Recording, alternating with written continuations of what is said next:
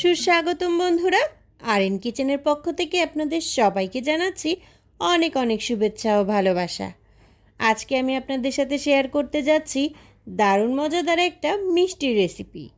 মিষ্টিটার নাম হচ্ছে রাজভোগ। এটা বানানো এতই সোজা যে একবার শিখে গেলে বাজার থেকে আর মিষ্টি কিনে খেতে চাবেন না। তবে আর দেরি কেন, চলুন দেখে আসি এই দারুণ মজাদার মিষ্টিটা বানাতে কী কী লাগে। এই রাজভোগ মিষ্টিটা বানাতে প্রথমে আমাদের লাগছে খাঁটি গরুর দুধ। আমি এখানে 1.5 লিটার পরিমাণের খাঁটি গরুর দুধ নিয়েছি। আর নিয়েছি এখানে 4 টেবিল চামচের মতো ভিনেগার। আপনারা কিন্তু লেবুর রসও ব্যবহার করতে পারেন। আর নিয়েছি এখানে 1 কাপ পরিমাণের চিনি। এটা কিন্তু আপনারা কমিয়ে বাড়িয়ে নিতে পারেন। নিয়েছি এখানে 2 ধরনের বাদাম। আমি এখানে পেস্তা বাদাম এবং কাঠবাদাম নিয়েছি। আর নিয়েছি কয়েকটা কিশমিশ। আর লাগছে সাফরান। এখন একটা পাতিলে সবটুকু দুধ দিয়ে দিচ্ছি। দুধটা বলক চলে এসেছে। এখন 4 টেবিল চামচ ভিনেগার এবং সমপরিমাণ পানি মিক্সড করে অল্প অল্প করে আমি এই দুধের ভিতরে অ্যাড করে দিচ্ছি। আস্তে আস্তে নাড়তে হবে এবং দেখবেন ধীরে ধীরে কিন্তু এটা ছানা কাটা শুরু হয়ে গেছে। সবুজ পানি আলাদা হয়ে গেলে চুলার আঁচটা বন্ধ করে একটা স্ট্রেনারের ভেতরে কাপড় দিয়ে এই ছানাটুকু ছেঁকে নিতে হবে। তারপরে ঠান্ডা পানি দিয়ে কয়েকবার করে ধুয়ে নিচ্ছি, যাতে করে ভিনেগারের টক ভাবটা চলে যায়। এরপরে এটা আধা ঘন্টার জন্য পানি ঝরিয়ে নিতে হবে।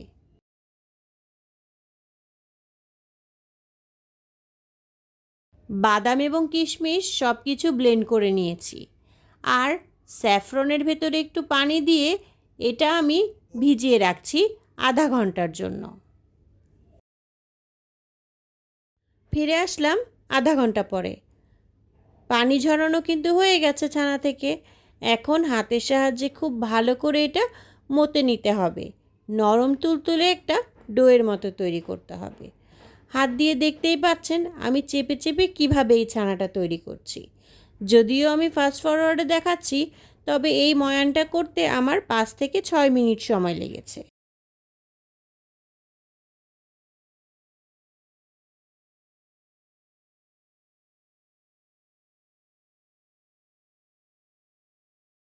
ভালো করে মতে মতে নরম একটা ডো কিন্তু তৈরি হয়ে গেছে। এখন যে জাফরানটা ভিজিয়ে রেখেছিলাম অল্প অল্প করে এর ভেতরে আমি অ্যাড করে দিচ্ছি। অ্যাড করে একটা সুন্দর কালার আনতে চাচ্ছি, এর জন্যই এটা অ্যাড করছি। আপনারা যদি না চান এটা কিন্তু স্কিপ করতে পারেন। ডোটা ভালো করে তৈরি হয়ে গেছে। এখন হাতের সাহায্যে লম্বা করে একটা লেচি তৈরি করে নিলাম।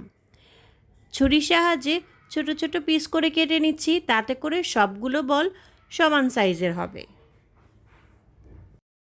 এখন একটা করে লিচি নিচ্ছি এবং হাতের সাহায্যে এরকম গোল করে নিচ্ছি। মাঝখানে একটু চাপ দিয়ে যেই পুরটা আমি রেডি করেছিলাম বাদামের আর কিশমিশের, সেটা দিয়ে দিলাম।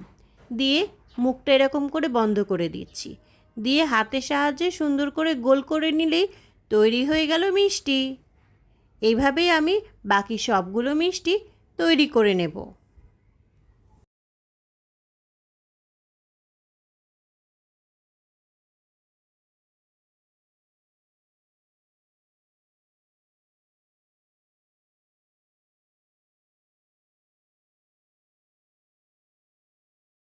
সবগুলো মিষ্টির বল তৈরি। এখন চুলায় একটা পাতিল বসিয়ে দিলাম। দিয়ে দিচ্ছি 5 কাপ পরিমাণের পানি আর সাথে দেব 1 কাপ পরিমাণের চিনি। এই রেশিওটাই কিন্তু যথেষ্ট মিষ্টি তৈরির জন্যে। তবে কেউ মিষ্টি বেশি খেলে চিনির পরিমাণটা বাড়িয়ে দেবেন। দিয়ে দিলাম 2টো এলাচ। এখন দিয়ে দিচ্ছি যে জাফরানটা গুলে রেখেছিলাম সেটা। দিয়ে একটু সময় জাল করে নেব রং আসা পর্যন্ত। একটু জাল করে নেওয়া হয়ে গেলে এরপরে আগে থেকে যে মিষ্টিটা রেডি করে রেখেছিলাম সেটা দিয়ে দিচ্ছি। এই কাজটা কিন্তু খুব সাবধানে করতে হবে। খুব হালকা হাতে ধীরে ধীরে দিয়ে দিবেন।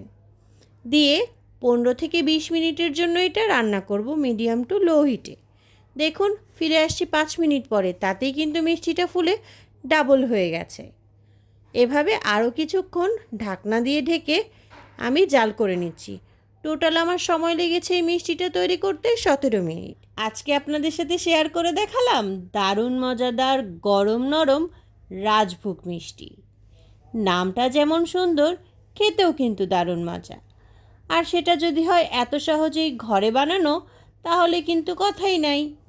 আমার এই ভিডিওটি ফলো করে আপনারাও একবার বাসায় ট্রাই করে দেখবেন। আর কমেন্ট বক্সে কিন্তু জানাতে ভুলবেন না কেমন হয়েছে। আর আমার এই ধরনের ভিডিওগুলো ভালো লাগলে অবশ্যই লাইক, শেয়ার, কমেন্ট এবং সাবস্ক্রাইব করার অনুরোধ রইল।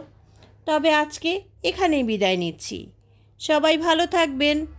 আবারও দেখা হবে নতুন কোনো রেসিপি নিয়ে। আল্লাহ হাফেজ।